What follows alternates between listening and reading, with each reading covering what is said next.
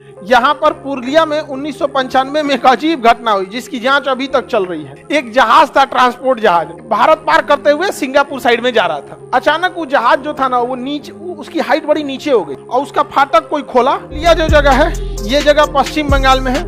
यहाँ पर पुरुलिया में 1995 में एक अजीब घटना हुई जिसकी जांच अभी तक चल रही है। तुम्हारा घर पुरुलिया ही है? अरे बाप रे, तुमको मिला था कि नहीं बंदूक बंदूक कुछ? तो अच्छा, तुम्हारे ननिहाल है पुरुलिया में? अच्छा, घर मतलब पुरुलिया के पास। तो तुम्हारे यहाँ तुमको कुछ बंदूक बंदूक नहीं मिला? अरे यार, उसी समय बिया हुआ था। ले यार, घटने के साथ समझिए पुरुलिया में घटना क्या हुआ। एक जहाज था, ट्रांसपोर्ट जहाज, ठीक है। वो ट्रांसपोर्ट जहाज जा रहा था, यहाँ से भारत पार करते हुए सिंगापुर साइड में जा रहा था। अचानक वो जहाज जो था ना, वो नीचे, उसकी हाइट बड़ी नीचे हो गई। एल्टीट्यूड क्या हो गई? डाउन कर दिया। वो हाइट को क्या कर दिया?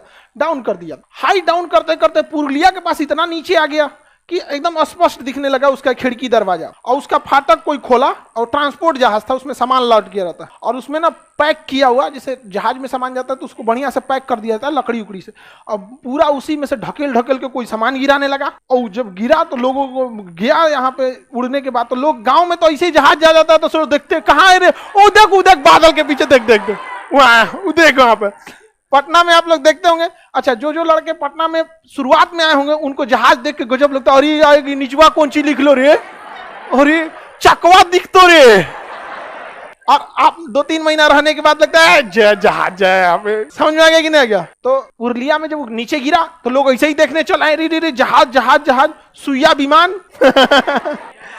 और जब कंटेनर नीचे फेंका, लोग खोले इसमें क्या है, तो उसमें से निकलता है बंदूक, AK-47, गोली, ग्रेनेड, खतरनाक बंदूक वगैरह बहुत ज्यादा मात्रा में निकलने लगते हैं। जिसको मिला लूट लिया, लूट ले गया। 4-5 गो कोनो लेके चल गया। आप अच्छा, वो गिराने वाला कहाँ था? अभी तक जांच हो रहा है। बाद में पुलिस उलिस आई तो जिसको 5 गो मिला तो कहते हमको भी मिला है 2 ठो। समझ आ रहा है कि नहीं? 1-2 गो इधर उधर खपा दिया। पुलिस की तो कोशिश रहती है ना कि क्राइम को क्या किया जाए, कंट्रोल किया जाए। देखिए, पुलिस अगर अपना काम करती है ना, अगर पब्लिक भी अपना काम कर देना तो बहुत जल्दी खत्म हो जाएगा। पब्लिक को भी एक बार सोचना चाहिए, वो भी साथ जल्दी नहीं देती है। समझ में आएगी नहीं आ गया? तो बड़ा दिक्कत हुआ, पूरी गवर्नमेंट हिल गई कि ससुरा इतना हथियार कैसे गिरा दिया, बोरा का बोरा बंदूक गिर रहा था। समझ में आएगी नहीं आ गया? तो अगर किसी पब्लिक में हथियार ज्यादा हो जाएंगे तो पुलिस के लिए सांसत हो जाएगा, आफत हो जाएगा वहां पुलिस के लिए।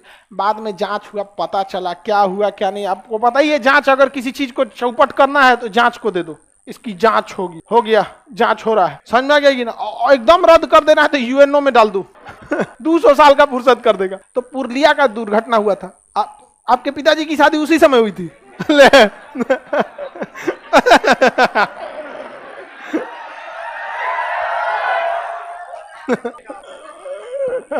कोई बात नहीं, तो भाई उसका वही घर है तो उसको पता क्यों नहीं होगा? यहाँ पे तो बहुत दिक्कत हुआ होगा जी आप लोग को। तो पुलिस जांच में आई होगी, पूरा भयानक यहाँ पे। तो कोई आप लोग अपराध, कोई व्यक्ति अपराध थोड़े किया है, ये तो नेशनल मैटर हो गया। यहाँ पे नेशनल सिक्योरिटी का मैटर है। यहाँ पे देखिए, हथियार बनाने के लिए ना रूस पूरी दुनिया में फेमस, पूरी दुनिया में रूस क्या है? फेमस। और रूस का एक आदमी था क्लासिकोव, क्या नाम था? क्लासिनिकोव आदमी था, क्लासिनिकोव। इस ससुरन का नाम अजीब अजीब होता है, क्लासिनिकोव। यही इंसान बंदूकों की डिजाइन सबसे बेहतरीन करता था। क्या नाम था इसका? क्लासिनिकोव। जब द्वितीय विश्व युद्ध खत्म हुआ ना, तो रिपोर्ट आई कि द्वितीय विश्व युद्ध में क्या हुआ, हम क्यों हारे, क्या रीजन था। तो केस स्टडी बनती है ना। तो 1945 में जब 44 में ही लगभग खत्म हो चुका था, 45 में मारा परमाणु बम, सहा हो गया, कोई अमेरिका के आगे टिकने वाला नहीं था। तो रिपोर्ट आई कि सैनिक को क्या तकलीफें आई थी। तो बहुत बार ऐसी समस्या आई थी ना कि हथियार जाम हो गया था, और युद्ध के मैदान में फौजी का हथियार जाम हो गया ना, चुपचाप टुकुर टुकुर देखिए। आप क्या कहिएगा? बगल वाले भाई दिन बंदूक को हम ही मारी, कलम है भाई, नहीं के चलतो ही छिरी कैसे छिरी चलतो इसे।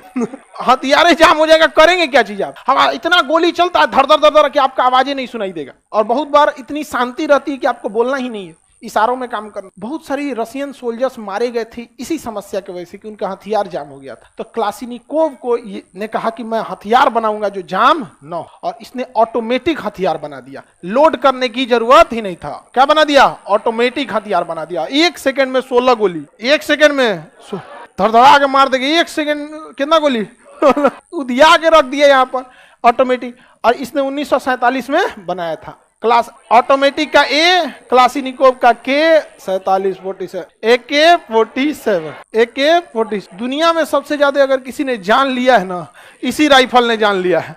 इसी का चाइनीज वर्जन है AK-56 है, वो कोनो काम का नहीं। AK-47 बहुत तगड़ा होता है। आप में कोई एनसीसी में आर्मी अटैचमेंट कैंप किया है? हाँ, CATC नहीं, आर्मी अटैचमेंट। तो आर्मी अटैचमेंट में आपको LMG दिया होगा, SLR दिया होगा, 303 दिया होगा।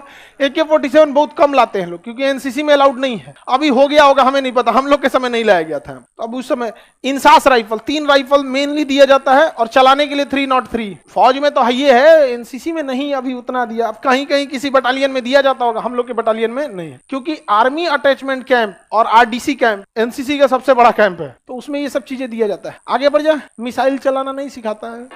एनसीसी क्या है? वो एक सेकेंड लाइन ऑफ फोर्स है, कि जब देश में एकदम स्थिति खराब हो जाएगी, सारे सैनिकों की जरूरत पड़ेगी, उस समय एनसीसी वालों को लगाया जाएगा। वो आर्मी से पूरी तरह से जुड़े होते हैं, उनको पता होता है। आप बोलेगा कि 7.62 mm का एमुनेशन चाहिए, तो पता है उसको कौन सा है 7.62 mm। और एक आम आदमी को बोलेगा 7.62 mm, तो 5.56 mm थमा देगा, वो बंदूकों में लगभग नहीं करेगा कि कौन गोली लिया आ रहा है कि बाहर गिर जा रहा है। तो उनको पूरा आइडिया होता है कौन सा ग्रेनेड है, कौन क्या है, कौन सा राइफल है। एक जगह रखा रहेगा तो आपको पता भी नहीं चलेगा कौन कौन सा राइफल है। तो भारत सरकार ने इसमें काफी ज्यादा खर्च किया है एनसीसी पे। हफ्ता में 2 दिन स्कूल में आके परेड होता है और समोसा वमोसा खिलाया जाता है। हाँ आगे बढ़ते हैं। तो पुरलिया समझ में आ गया आपका जी? ननिहाल में एक को हथियार नहीं मिला नहीं मिला, कोई बात। ऐसा तो नहीं है कि तुम भी लिखवा दिया कि नहीं मिला है।